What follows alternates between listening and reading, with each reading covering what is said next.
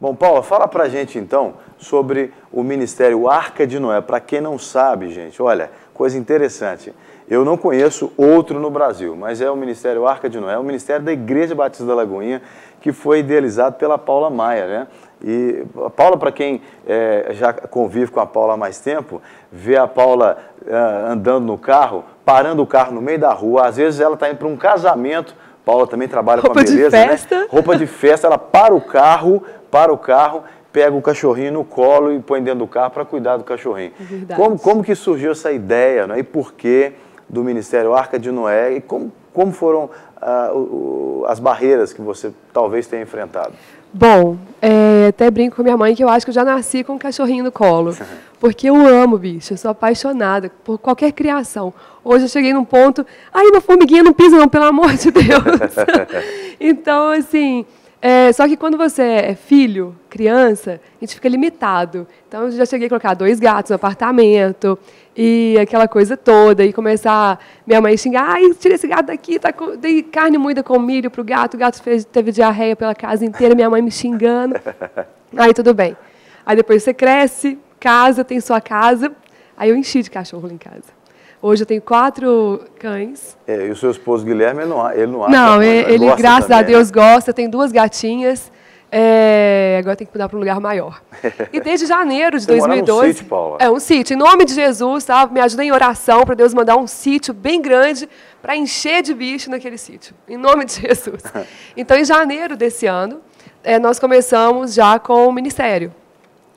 Haviam alguns cachorrinhos na igreja e começamos a cuidar deles ali. Então, ali foi o ponto de partida para a criação do ministério. E somos realmente, assim, até o momento, não sei de outra, mas a primeira igreja no mundo a criar um ministério em prol dos animais. Eu também nunca ouvi falar de alguma outra igreja que tenha realmente um ministério Arca de Noé. Isso para mim é inovador. Eu apoio a ideia, como pastor da Lagoinha, porque o Ministério é da Lagoinha também, eu apoio o ministério, né? Eu acho que é uma iniciativa muito inteligente. O pastor Márcio Valadão tá muito feliz, foi muito feliz, né, em apoiar essa ideia, né? Bom, para a gente saber um pouco mais sobre o Ministério, o quadro, melhor dizendo, né, Arca de Noé, que acaba sendo uma extensão do Ministério Arca de Noé, a Paula fez uma matéria com a nossa produção e aí a gente vai assistir um pouquinho para depois a gente continuar fazendo perguntas. Vamos lá. Dia a dia de protetores não é um dia fácil, gente. E por isso hoje eu quero mostrar para vocês 2 casos que vão tocar o seu coração. Nós temos aqui um dono com a sua cadelinha, a Rani, de 12 anos, que vai passar por um procedimento de retirada de tumor de mama. Ela que já está ceguinha, teve catarata nos 2 olhos e hoje ela vai estar passando por esse procedimento e nós sabemos que vai dar tudo certo. Vamos orar para que corra tudo bem nessa cirurgia. E também o caso do Feliz, que é um cachorro que eu resgatei na semana passada. Ele estava atropelado, com feridas na patinha, correndo risco de amputação. E hoje nós temos que ter a notícia de como será que o Feliz está. Então acompanha comigo.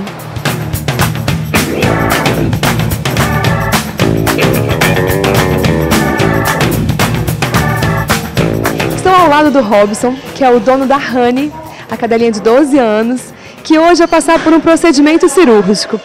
Robson, como está seu coração para essa cirurgia de hoje? Estou nervoso demais da conta, bicho, mas muito nervoso.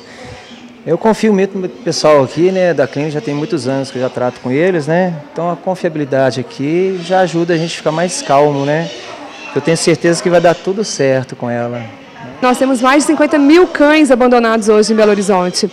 E uma forma, né, de evitar que essa população de animais, de cães e gatos, aumente cada vez mais é a castração. A castração passou a ser considerada uma medida de prevenção contra doenças como câncer de mama e de útero. O animal deve ser operado por volta dos 7 meses de vida, ou antes do primeiro cio. A cirurgia para a retirada do tumor é simples. Antes é necessário retirar os pelos e aplicar anestesia. Doutor Leonardo, você estava falando uma coisa bem interessante sobre o dono ficar próximo do seu animalzinho nessa questão de procedimentos cirúrgicos. Como que é isso? Na verdade, a gente não só permite, como incentiva que o proprietário fique do lado do animal até o momento dele entrar no bloco cirúrgico, depois do preparo. Aí o procedimento é feito lá dentro e a hora que o animal sai, o proprietário vai estar aqui fora, o proprietário ou alguém que o animal confie, para esse animal se sentir um conforto para voltar da anestesia, com menos delírio, com menos excitação, para não acordar no lugar estranho, com gente estranha. Então, um retorno mais seguro, mais saudável, mais tranquilo. E assim que o animal se recupera, ele é liberado, sem ter que passar, às vezes, por um internamento e um sofrimento desnecessário de ficar longe da pessoa que ele ama, né? A previsão é que a cirurgia dure, em média, 40 minutos. Durante o procedimento, a equipe de médicos monitora os batimentos cardíacos e o soro. O paciente não sente dor alguma, sai da mesa de cirurgia direto para o colo do proprietário. Emoção maior agora, né, Robson? Difícil demais de segurar a emoção aqui, parece que eu ganhei ela de novo, estou muito feliz. Agora vai ter uma vida melhor, vai viver mais anos, né? E deu tudo certinho. Eu sabia, eu confio muito no pessoal aqui, eu tinha certeza absoluta que ia dar certo.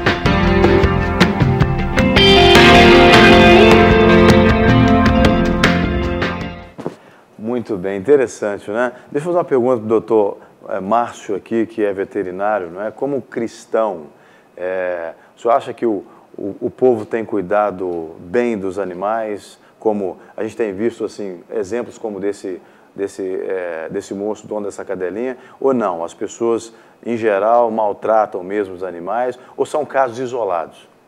A gente tem visto o maior trato, né? As pessoas têm tido mais amor, mais carinho, mas como acontece em qualquer área, está havendo também as violências, né? Acho que as pessoas estão querendo descontar alguma coisa no animalzinho, né? Mas, ao mesmo tempo, a gente vê muitos cuidados, né? A gente, se for ver de 20 anos para cá, no início a gente pediu um exame de sangue, né? Para algum diagnóstico.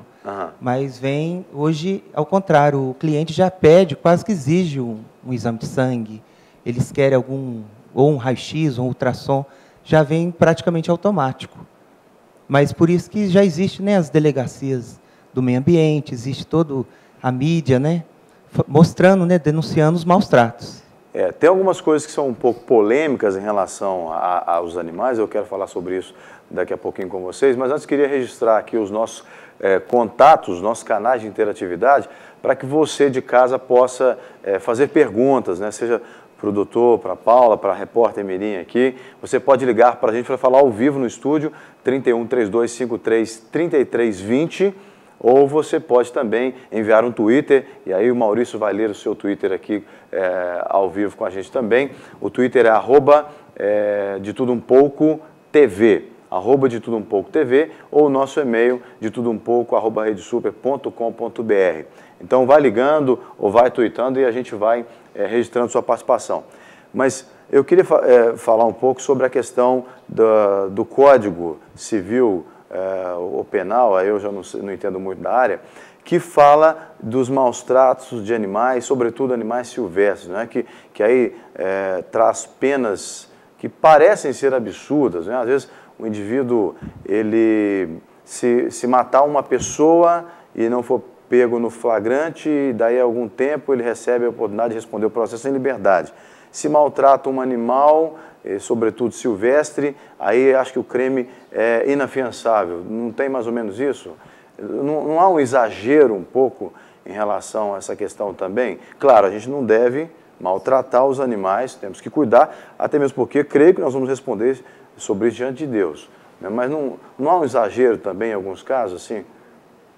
Bom, se não passa a não existir uma lei, né, hoje nós temos um grande problema como protetores, que é a falta da delegacia de proteção dos animais. Hoje você vê crimes contra animais e não tem punição real.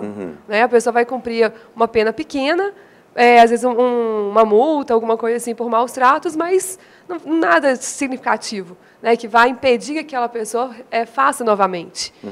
Vários casos nós já tivemos aí que a pessoa passou, simplesmente acabou. Agora, com relação aos animais silvestres, realmente o IBAMA tem, eles tentam fazer o mais forte possível em cima disso, uma proteção realmente bem feita, né, doutor Márcio? A clínica do Dr. Leonardo Maciel, ele tem mais de 350 animais silvestres. Lá ele tem... Que moram lá? que moram lá, que o IBAMA pega e leva para lá, e ele que cuida, particular, ele que banca tudo. Ele é responsável por aqueles Então ele fala, outro dia ele resgatou uma capivara atropelada no Antônio Carlos, ela estava com traumatismo craniano, ele que cuidou, levou para lá, ficou boa, soltou novamente. Só que falar, existe lei, eu acho que, por enquanto, a favor dos animais, acho que isso deixa a desejar um pouco. Ana Paula, eu queria até fazer uma pergunta também, pastor Jean, se me permite. Eu entendi mais ou menos o que o pastor Jean falou do exagero. Né? Hoje em dia a gente vê que muitas pessoas maltratam os animais, mas tem aquelas pessoas também que supervalorizam o animal. O que você tem a dizer sobre isso? Porque a gente também não pode valorizar o animal mais do que o ser humano. A gente deve cuidar, deve tratar muito bem, mas essa supervalorização, às vezes você dá mais importância para um animal do que para uma pessoa, é um pouco complicado. E complementando também, né? a pergunta dela, tem pessoas que gastam rios de dinheiro com o animal e não gastam com a esposa, com o marido, com os filhos, né? Bom, é verdade. Realmente, existem as pessoas que valorizam muito mais um bichinho do que o ser humano. Nós temos casos, hoje o Ministério Arca de Noé, ele não é para crente só. Hoje eu tenho pessoas que são espíritas, católicos. Virou realmente uma forma de trazer essas pessoas para o ambiente cristão, para que elas conheçam o nosso mundo, né? Tivemos até a conversão de uma amiga nossa, que ela era católica roxa. E ela foi para a igreja e começou a ver, poxa, é a primeira igreja que eu vejo manifestar uma atenção, um amor pelos animais. Eu quero servir esse Deus. E ela está lá hoje com a gente no ministério, ajudando. E ela, vou contar o caso dela rapidamente, ela ficou viúva. Ela não tem filho e hoje ela tem cerca de 40 animais na casa dela. E ela fala, os meus bichos são assim, a minha família. É o carinho que ela tem de madrugada quando ela chega dos plantões, é a atenção que ela tem, chega e tem aquele tanto de bichinho para ela abraçar. Então, existe a carência também do nosso lado. Eu não tenho filho por enquanto, mas tenho meus bichinhos. Não é que eu trato eles melhor do que como se fossem filhos, mas existem pessoas que chegam ao extremo de tratar assim, só existe bicho meus gatos, meus cachorros, seja o que for. Realmente, essa supervalorização, eu acho que não tem como falar que é errado ou que é certo. A partir do momento que você despreza o ser humano, aí eu acho que você já está pegando pesado. Tem que ter um equilíbrio, né? E o interessante é que as nossas ações não ficam só nos bichinhos. Nós temos casos de que resgatamos um cachorrinho, tinha um casal de moradores de rua, nós conseguimos até pela igreja uma cirurgia, ela precisava de fazer uma cirurgia de colostomia. Ela estava com a colostomia aberta, colocando saco plástico, situação assim, terrível. E foi um casal que nós ajudamos. Então, sempre, toda a ação de protetores tem alguma família envolvida, pessoas envolvidas que precisam de cuidados. Então, nós ajudamos tanto os animais quanto os próprios seres humanos. E isso não tem nada a ver com a religião, né? Isso tem a ver com o relacionamento com o próprio Deus. Quando a pessoa entende a cabeça de Deus, que está bem explícita ali na Bíblia, né? Aí a pessoa passa a entender e agir da maneira correta. É verdade. Né? Mas eu queria fazer uma pergunta rapidamente para o doutor. Em relação à castração, isso é benéfico ou não? Até que ponto isso pode ajudar o animal ou prejudicar? A castração é a cirurgia mais importante. Como a gente viu no vídeo, uma cirurgia de tumor de mama, se castrar antes do primeiro cio, nas cadelas e nas gatas, evita os tumores de mama. E tem esse benefício. Além também de evitar a procriação, né, que a gente vê que é difícil arrumar um dono às vezes, ou a gente vê as pessoas abandonando uma ninhada inteira, às vezes na porta lá da minha clínica. É o controle de natalidade animal. Controle também. Né? E para os gatos, de um modo geral, né, o gato, a gata, eles vão procurar, sair de casa e vão procurar um namoro. Né? Porque alguma coisa que o bicho sabe fazer é se alimentar e procriar. Alimentar e procriar. Então, aí tem que parar mesmo. E tem também os mitos, né? Eles acham que se os animais não cruzam, na velhice vão desenvolver esse tumor. É o contrário, né? Se a gente castrar antes mesmo desse cio, como falou, a partir de 7 meses, vai evitar os tumores na velhice.